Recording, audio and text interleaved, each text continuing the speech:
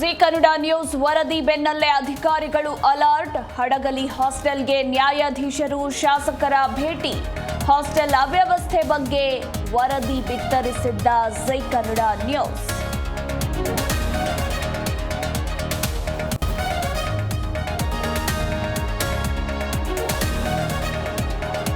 ಕಾಂಗ್ರೆಸ್ ವಿರುದ್ಧದ ಹೋರಾಟಕ್ಕೆ 3 point agenda. ರಾಜ್ಯಪಾಲರು, ಕೇಂದ್ರ ಗೃಹ ಇಲಾಖೆ, ಮಾನವ ಹಕ್ಕುಗಳ ಆಯೋಗಕ್ಕೆ ಪತ್ರ.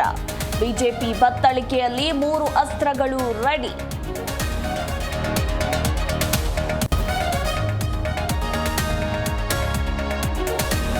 ಅಮಿತ್ ಶಾ ವಿರುದ್ಧ ಕಾಂಗ್ರೆಸ್ ಅಂಬೇಡ್ಕರ್ ಅಸ್ತ್ರ.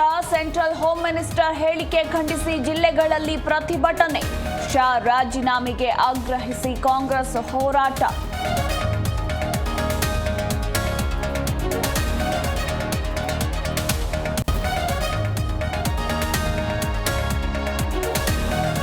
ಪುಷ್ಪ ಮನೆ ಮೇಲೆ ದಾಳಿ.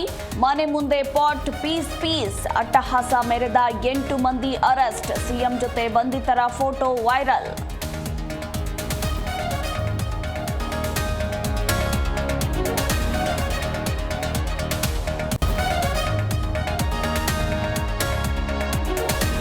ಮೊದಲ ಏಕದಿನ ಪಂದ್ಯದಲ್ಲಿ ಗೆದ್ದು ಬೀಗಿದ ಭಾರತ. ಸ್ಮೃತಿ ಶೈನಿಂಗ್, ರೇಣುಕಾ ರಾಕಿಂಗ್, ಭರ್ಜರಿ ಜಯ. ವೆಸ್ಟ್ ಇಂಡೀಸ್ ವಿರುದ್ಧ ಭಾರತಕ್ಕೆ 211 ರನ್ ಗೆಲುವು.